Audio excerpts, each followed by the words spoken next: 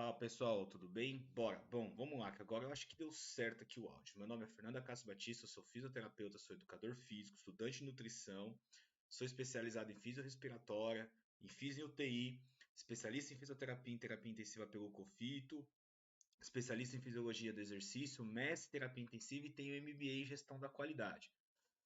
Quero falar um pouquinho para vocês sobre PIX e FAUT, como isso impacta na ventilação e na internação.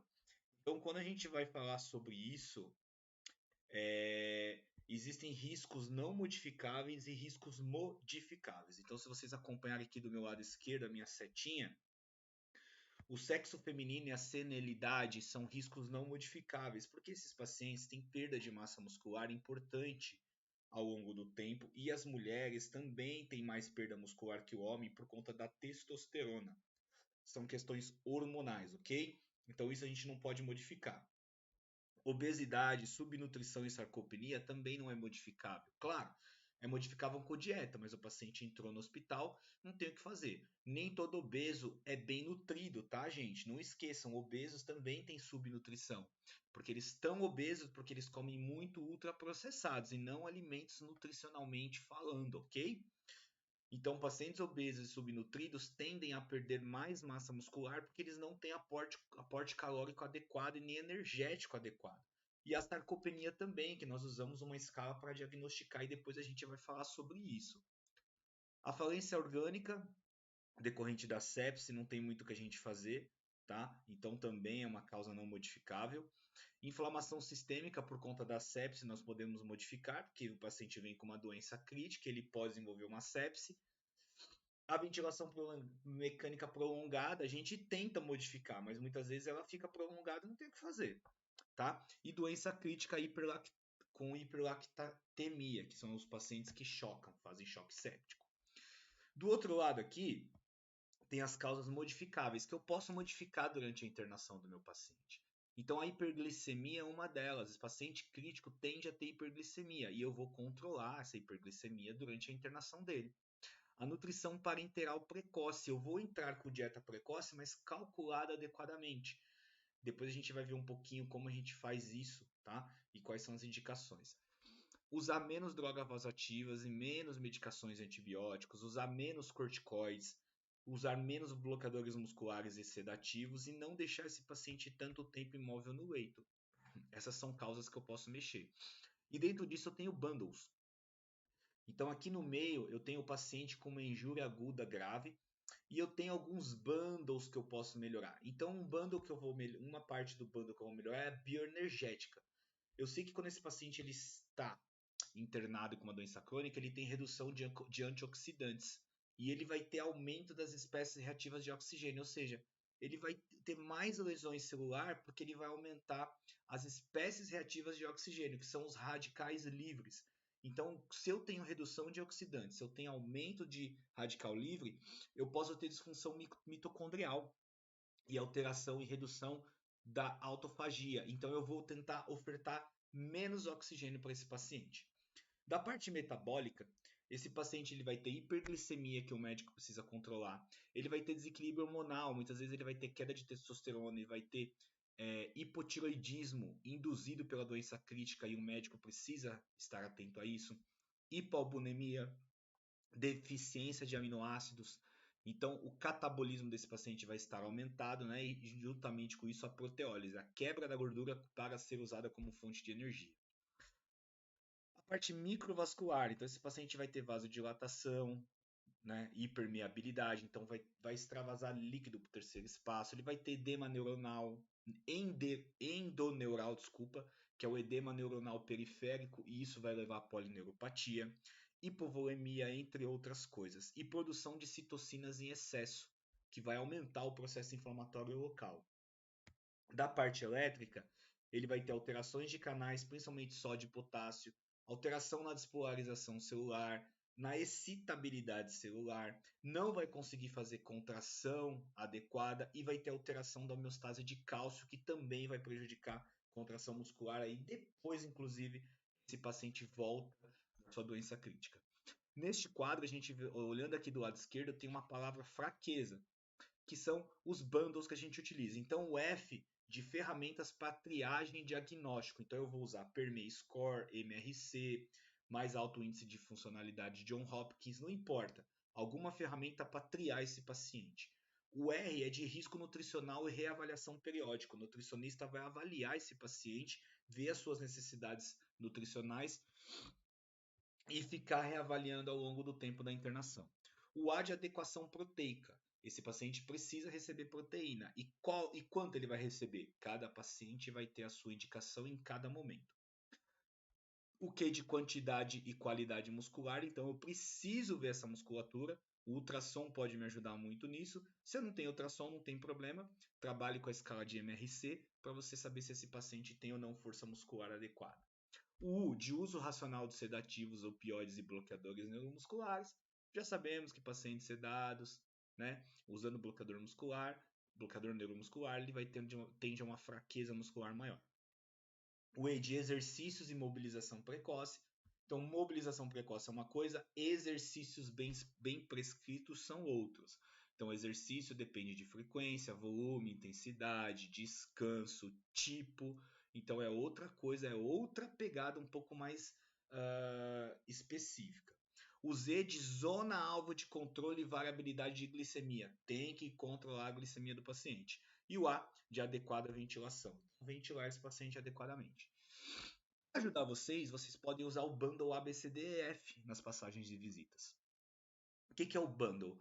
O bundle ele consta de letrinhas que vão te mostrar mais ou menos o que você tem que fazer. Então, por exemplo, a letra A é você diagnosticar, prevenir e fazer o manejo adequado da dor desse paciente. Então, aqui você vai escolher escalas de dor, você vai usar analgesia medicamentosa, analgesia não medicamentosa para controlar a dor desse paciente. O B é de pôr esse paciente em respiração espontânea. Então, fazer o despertar diário desse paciente e colocar em respiração espontânea para você tentar liberar ele da ventilação mecânica o mais rápido possível. O C, escolha da sedação. Qual sedação escolher? Qual a quantidade? Que escala utilizar para ver isso? A escala de Haas, de Hansai, por exemplo, para saber se esse paciente está bem sedado, não está bem sedado, qual o nível de sedação, como eu vou ter que deixar ele sedado, se esse paciente tem que ficar mais sedado ou menos sedado, depende de cada objetivo. O D, diagnosticar o delírio, monitorar o delírio e manusear esse delírio. Então aqui o médico precisa usar uma escala chamada CAN-SU ou a ICD-10 Assessment, que são escalas que vão direcionar para ele fazer o tratamento do delírio farmacológico e também não farmacológico. Qual que é o não farmacológico? Primeiro, o paciente tem que dormir adequadamente. O paciente tem que estar num lugar que não é barulhento. O paciente tem que estar situado onde ele está em relação em tempo e espaço. Então essas coisas também podem ajudar no tratamento do delírio. O E de mobilização e exercício. Mobilização precoce, exercício diminui delírio, que diminui mortalidade, que diminui tempo de ventilação, que diminui tempo de internação. Então, precisamos mobilizar os pacientes. E o F de engajamento da família. Você vai colocar essa família junto no seu tratamento, seja no tratamento geral, na fisioterapia, enfim. A família vai se engajar, ajudar você nesse tratamento. Aqui, por exemplo, tem um exemplinho de controle metabólico glicêmico e da variabilidade glicêmica junto com a variação da fase da massa muscular. Então, os pacientes, quando eles começam na fase aguda, nos primeiros 4 dias de internação, o médico ele vai iniciar a terapia precoce e gradual. Aqui ele não vai colocar muita caloria para esse paciente, ele vai colocar entre 15 a 20 calorias por quilograma de peso dia para esse paciente. E baseado em quê? Baseado na calorimetria indireta ou em algumas fórmulas como ele não tem esse aparelho. E ele vai readequando essa oferta de proteína. Então essa dieta, por exemplo, ela no primeiro dia vai ter 25% de proteína, no segundo ela já tem 50%, no terceiro ela já pode ter, por exemplo, 100%. Tá? Por quê, gente? Porque a gente tem que calcular mais ou menos ali o que o paciente precisa. A gente já sabe que dietas hipercalóricas e hiperproteicas no início da fase da doença não são adequadas. Então esse paciente no início ele tem que receber uma dieta hipocalórica e hipoproteica. Então a oferta de proteína vai ficar em torno de 0,8 a 1,2 gramas por quilograma de peso dia. por isso que ele vai receber só 15 a 20 quilocalorias por quilo. Depois da fase aguda, já passou 5 dias, você entra com a mobilização precoce porque ele vai receber mais calorias. Ele já vai estar recebendo de 20 a 25 quilocalorias por cada quilo de peso dele por dia. E a oferta mínima de proteína é 1,3. Então você vai mobilizar esse paciente no 5º dia, por exemplo. Professor, eu não posso mobilizar antes? Você até pode, mas você tem que tomar cuidado com a intensidade, porque ele está recebendo uma dieta hipocalórica e hipoproteica. Aqui, ele já está recebendo uma dieta mais proteica. Então, dá para a gente começar a pensar nos exercícios e na mobilização. Na fase pós-alta da UTI, esse paciente ele já recebe 120% da sua energia que ele precisaria. Então, ele já tem uma dieta hipercalórica com 1,5 a 2 gramas de proteína, porque agora ele precisa ganhar músculo. Na pós-alta hospitalar, ou seja, na reabilitação, ele já vai estar comendo 2 a 2,5 gramas de proteína por quilo de peso e 150% aí da sua necessidade energética diária, porque ele precisa comer muito, mais ou menos 35 a 40 quilocalorias por quilo de peso no dia, porque agora ele precisa se recuperar da doença dele totalmente, ganhar massa muscular, melhorar condicionamento. E o que você, fisioterapeuta, tem como objetivos para envolver esse paciente com FAUT, com fraqueza, né, induzida? Primeiro, avalie a força muscular dos seus pacientes, não deixe esse paciente piorar. A avaliação da sarcopenia é importante, seja você ou a nutrição, use a dinamometria, use a circunferência da panturrilha, ultrassom ou a escala SARC-F para avaliar a sarcopenia. Adequação nutricional é importantíssimo, então discuta com a nutrição a adequação nutricional desse paciente, o uso de alguns suplementos quando necessário. Exercícios clínicos adequadamente prescritos, com intensidade adequada, com volume adequado e o tipo de exercício adequado. Tratar a hiperglicemia é importante. Em casos selecionados, reposição hormonal, não na fase aguda, mas na fase quase que para alta hospitalar, porque na fase aguda o hormônio muito mais piora esse paciente do que ajuda, mas depois ele pode tratar o uso de uma reposição hormonal com testosterona, ele pode usar uma oxandrolona, uma decadurabolin, tem que ver se esse paciente ainda não está com hipotiroidismo induzido pela doença, então essas coisas também podem ser avaliadas. E por tudo isso, a gente tem que tomar cuidado com a PIX, que é a síndrome pós-terapia intensiva. Porque esse paciente ficou na UTI, depois ele vai para a enfermaria.